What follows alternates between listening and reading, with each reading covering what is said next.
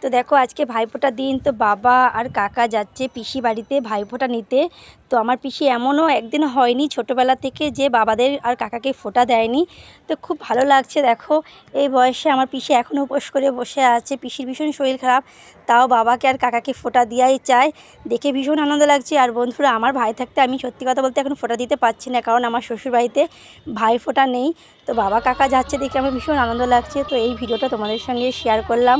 অবশ্যই ফুল ভিডিওটা দেখো, দেখার পর অবশ্যই কমেন্ট করে বলো যে আমার ভিডিওটা সত্যি কেমন লাগলো। এ দেখো বাবার কাকা যাচ্ছে স্কুটি করে, সত্যি ভীষণ ভালো লাগছে দেখে। আর ভাইফোঁটার দিনটা মানে বোন বা দিদি ভাইদের প্রতি ভালোবাসা, আর দিদি থাকে হচ্ছে ভাইদের প্রতি একটা আশীর্বাদ, বেশ ভালোই লাগে দেখতে। তো চলো।